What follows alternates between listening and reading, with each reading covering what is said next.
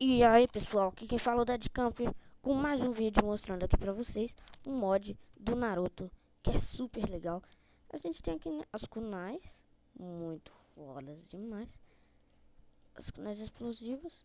Esse é um mod que não é tão pesado, você precisa do Forge, que tem as ninjas katanas e a katana blade, as roupas, né, dos carinhas, até a Katsuki, galera. Foi criado pelo Ryu, que foi o mesmo criador do mod do Dragon Ball Z. E o Ryu é muito foda, ele é muito sensacional. E galera, tem uma combinação de jutsu. Deixa eu ver se eu consigo fazer. É 3, não, 1, 3, 2, 3. Aí, clica. Não, peraí.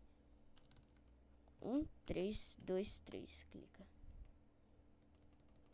Ah, galera, você precisa de qualquer coisa aqui. Eu peguei logo a da Hinata, credo. Mas só pra colocar o jutsu mesmo, ali é o jutsu, né? E você aperta X.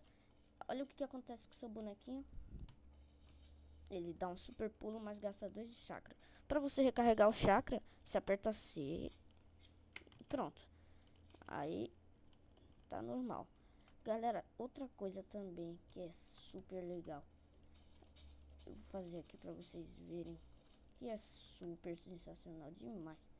Vou pegar um balde de água, né? Vou colocar aqui nesse buraco. Opa. Pera aí. Pronto. Galera, o carinha afunda completamente. Se você apertar Ctrl, ele anda na água, galera. E vai gastando seu chakra. Aí você recarrega apertando C.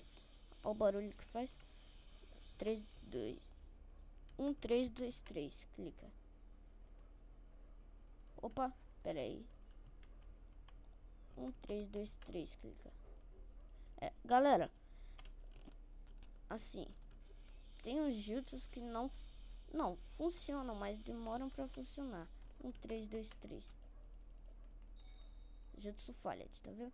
1, 3, 2, 3. Jutsu falha. 1, 3, 2, 3. Ele faz o Rasengan, o Chidori e outros golpes. Essa kunai, galera, vamos colocar aqui a kunai. Ela explode. Só que eu não vou, que vai fazer um estrago total. E eu não quero que acerte ali meu nomezinho. Essa kunai aqui, ela vai bem longe mesmo. Ela mata bem rápido. E tinha, aliás, tem uma kunai gigante.